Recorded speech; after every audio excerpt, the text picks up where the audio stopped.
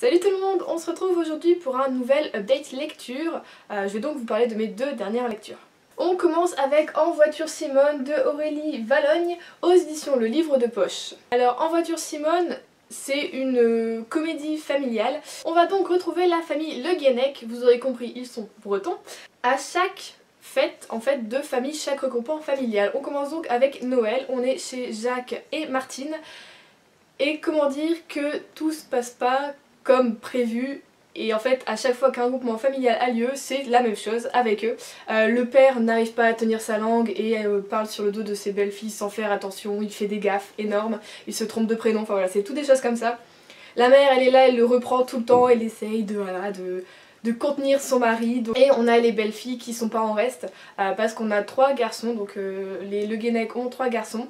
2 sont casés depuis un petit moment. Le grand a même 2 enfants. Dans tout ça, on a Nicolas, le petit dernier, qui lui n'arrive jamais à se caser parce qu'il a un caractère de cochon, tout simplement. Il fait penser un peu à son père.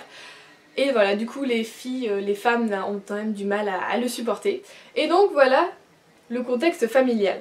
Et dedans on a Jeanne qui est donc la petite nouvelle, donc la nouvelle petite amie de Nicolas qui va devoir s'habituer à cette famille et à cette ambiance toujours un peu électrique mais à la fois drôle.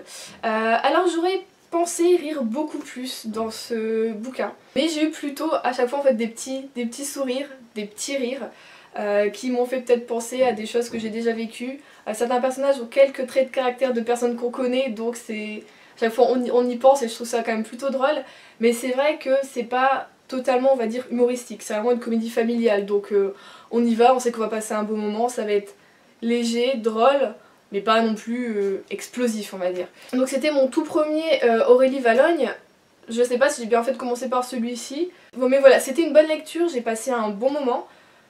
Mais c'est vrai que je pensais bizarrement que j'allais beaucoup plus rigoler de ce que j'entends sur les... Enfin, sur les livres de l'auteur. Je pensais que moi ça allait vraiment...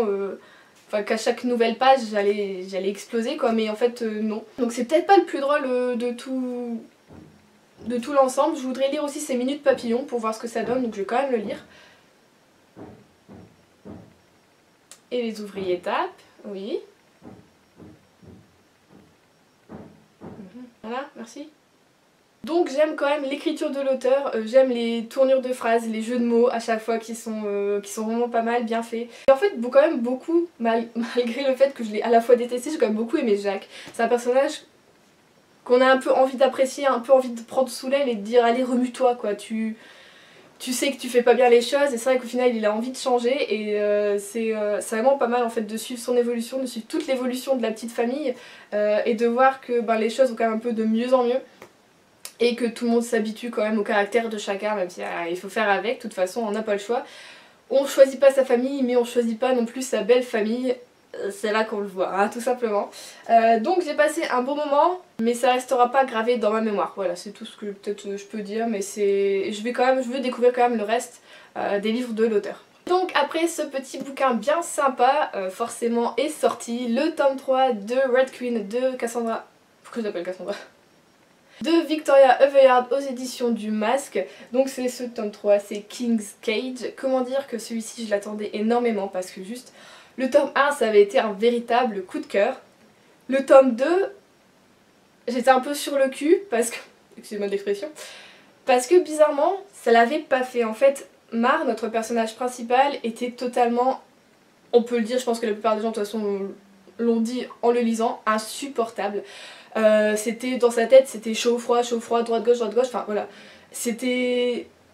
on n'arrivait pas à la suivre, j'avais pas retrouvé mon personnage que j'avais adoré dans le tome 1, et là on lit juste les 3 premières pages et on sait qu'on va revenir comme dans le tome 1. Je pense que l'auteur a peut-être compris, je sais pas, que les lecteurs avaient plutôt été déstabilisés par le tome 2, par le caractère de Marc qui avait grave vraiment changé. Et elle nous a fait retrouver notre personnage. Donc moi j'étais forcément super contente. Donc les 600 pages de ce gros bouquin, je les ai pas tellement vues, tout simplement. Bon, il y a quelques longueurs sur certains passages, mais c'est vrai qu'on est dans une dystopie, donc il y a toujours des longueurs sur des passages comme on va dire un peu les combats, des choses comme ça, ou la préparation surtout des combats. Mais qu'est-ce que ça fait du bien de retrouver tout le monde, enfin voilà, de vraiment retrouver toute la panoplie de personnages vraiment qui ont repris du caractère, qui ont repris de l'ambition. Dans le tome 2, on a l'impression que tout le monde baissait les bras, tout le monde était un peu défaitiste, même si voilà, il y avait un combat à mener. Il le faisait, mais on n'aurait pas dit que c'était avec le cœur, que voilà, c'était un peu à reculons. Mais là, on retrouve nos personnages hyper guerriers, hyper combattants, qui en veulent et qui savent que la fin est proche, qu'il vont bientôt y arriver sûrement. Et voilà, donc ça, j'ai adoré l'ambiance. J'ai adoré aussi le début où on retrouve un peu les lieux qu'on a dans le tome 1. Donc c'est aussi voilà, peut-être quelque chose qui m'a fait aimer ça. Et mon dieu, j'ai encore une fois, je sais pas si je suis tombée dans le piège, j'ai adoré détester Maven. Voilà, j'ai un truc pour ce personnage, c'est assez incroyable. Souvent les personnages qu'on n'est pas censé aimer, bah voilà, je les aime pas, mais sauf que là l'auteur elle arrive à nous faire quelque chose, je parle hyper vite, avec ce personnage qui fait qu'on a de l'empathie pour lui, on cherche à comprendre, on voit que Mara aussi cherche à comprendre, mais elle a appris la leçon quoi, elle a pris du recul, elle sait qu'elle peut plus lui faire confiance, que c'est un menteur, qu'il est manipulateur et maintenant elle le connaît.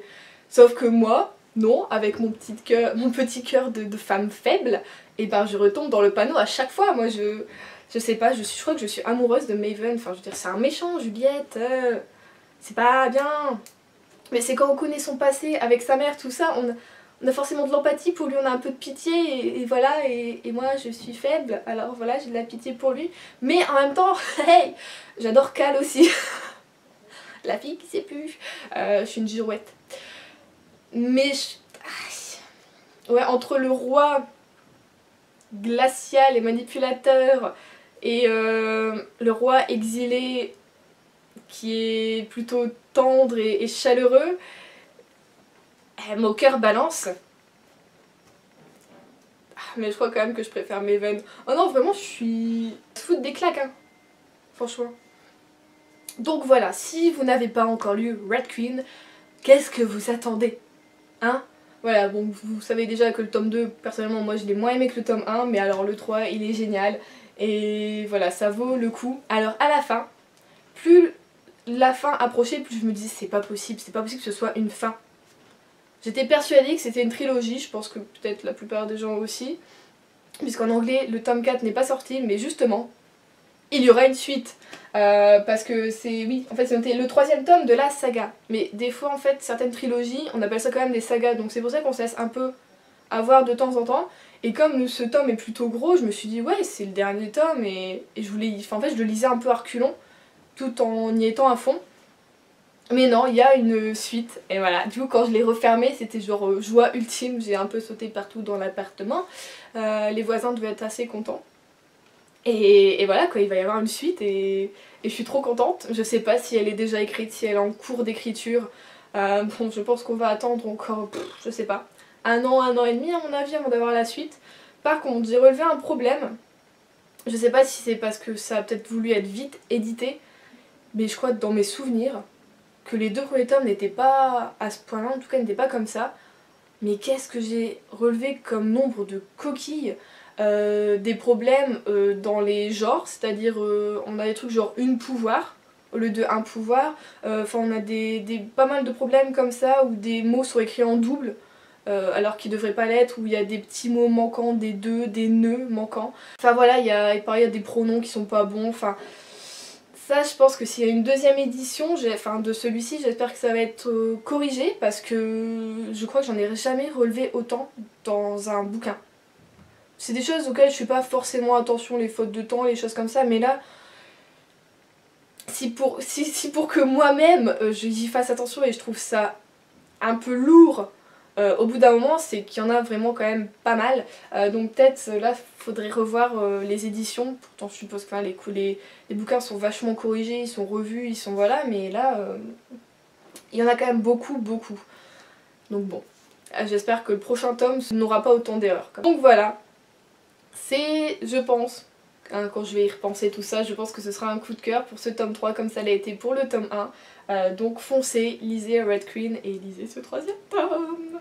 Comme d'habitude, dites-moi tout en commentaire ce que vous avez lu cette semaine, si vous avez lu peut-être les mêmes choses que moi, ce que vous en avez pensé. On se revoit donc dans une prochaine vidéo. En attendant, je vous souhaite de très bonnes lectures et je vous fais plein de bisous. Salut!